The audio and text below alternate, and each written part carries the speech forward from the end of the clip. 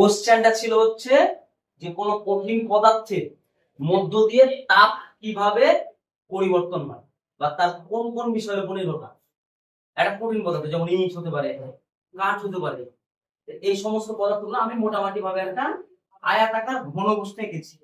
ঠিক আছে, আঁকার পরে এখানে কিউ মানে কি বললাম, তাপ পরিবহন, মানে কতটা তাপ আমরা দিলাম। টি মানে কি, টি সময় ধরে দিলাম। আর এখানে এই যে কঠিন পদার্থটা নিয়েছি তার ক্ষেত্রফল হচ্ছে এ, আর মোটা না পাতলা বেগ হচ্ছে ডি, আর theta two minus theta one কোনটা, উষ্ণতা। প্রথমে একটা উষ্ণতা ছিল, আবার পরে একটা উষ্ণতা হবে, মানে তাপ তো আর সঙ্গে সঙ্গে চলে যায় না এদিকে। Theta two minus theta one কেন, এটা উষ্ণতার পার্থক্য। এবারে তাপ পরিবহন এর হার, যেটা হার মানে তাপ, এটা কিউ পরিমাণ তাপ, টি মানে সময়। আমরা জানি যে কোনো কিছুকে যদি সময় দিয়ে ভাগ করি তাহলে সেটা হয়ে গেল তার হার, তাই না, গলার হার না, তেমনি হার, অনেক যেটা আগে শিখেছিলাম। এইটা এই তিনটার সঙ্গে কি কি সম্পর্কে আছে এটা আমাকে বুঝতে হবে। যদি কঠিন বস্তুটা পাতলা হয় তাহলে বলো যে তাপ বেশি হবে না কম হবে, বেশি হবে। যদি কঠিন বস্তুটা একটু তুলনামূলক মোটা হয় তাহলে তাপের পরিবহনের হারটা কমবে না বাড়বে, কমবে। তাহলে স্বাভাবিকভাবে বাড়লে কমছে, কমলে বাড়ছে। তাহলে এই কিউ বাই টি তে তাপ পরিবহনের হার ডি এর সঙ্গে কি ব্যস্তানুপাতি হয়। এই যে 3 নম্বরে লিখেছি কিউ বাই টি ডি এর সঙ্গে কি হয় ব্যস্তানুপাতি, বেদের সঙ্গে ব্যস্তানুপাতি। আমি এটা আগে সিলেকশন করলাম। তারপরে নেক্সট, যদি ক্ষেত্রফল আগেই বললাম যে মোটা হলে কি হবে, যদি বলা হয় বেদ, ক্ষেত্রফল মানে চ্যাপ্টা, মানে যে যত বেশি চ্যাপ্টা হবে, যার যত বেশি ক্ষেত্রফল হবে তার তত বেশি তাপ যাবে এক জায়গা থেকে আরেক জায়গায়। ঠিক আছে, তাহলে ক্ষেত্রফলের সঙ্গে কি হচ্ছে, কি সম্পর্ক, ক্ষেত্রফলের সঙ্গে সমানুপাতিক, তাই বললাম।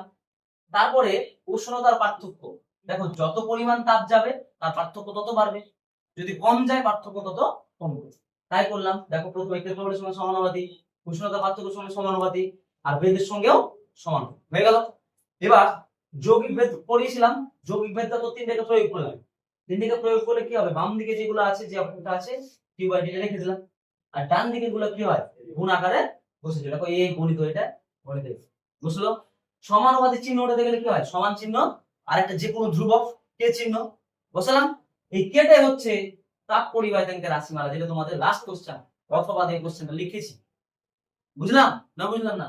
এবার যদি লাস্ট কোশ্চেন পরে কে মানে তাপ পরিবাহিতাঙ্কের রাশিমালা মিলে করো, তখন আমরা কে এর মানটা বের করব। এই কে সমান এটার সঙ্গে এটা ভাগ আকার ছিল, গুণ হয়ে গেল, আর এগুলো গুণ আকার ছিল তার জন্য এদিকে এসে কি হলো ভাগ হলো। এবার আমি তোমাদের কোশ্চেনটা একটু বলে দিই। দেখো কোশ্চেন ছিল কোন কঠিন পদার্থের মধ্য দিয়ে তাপ পরিবহনের হার কোন কোন বিষয়ের উপর নির্ভর করে।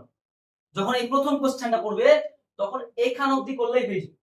আর বাংলায় লিখে দিয়েছি, মনে করি বেদ হচ্ছে ডি, ক্ষেত্রফল A, theta two minus theta one এর উষ্ণতা, পার্থক্য কিউ তাপ, আর টি সময়, এটা বাংলায় লিখে দিলাম। ঠিক আছে, তারপরে কোশ্চেন আছে একটি কঠিন ব্লকের মধ্য দিয়ে তাপ পরিবাহিতা কিভাবে ঘটে, আমাকে পুরোটাই দেখাতে হবে। এ প্রস্থচ্ছেদ যুক্ত এ প্রস্থচ্ছেদ এবং ডি বেধ বিশিষ্ট একটি ধাতব পাতের উষ্ণতা বৃদ্ধির জন্য তাপ পরিবাহিতা নির্ণয় করো।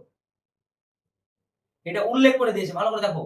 এ প্রস্থচ্ছেদের ক্ষেত্রফল মানে এ বলে দিয়েছে, আর ডি বলে দিয়েছে। অনেক বইয়ে কিন্তু এল আছে লেখা, তোমার কোশ্চেনে যদি এল বলে দেয় এল লিখতে হবে, ডি বলে দিলে ডি লিখতে হবে, মানে যে অক্ষর বলে দিবে সেই অক্ষরটা লিখতে হবে, মনে থাকবে।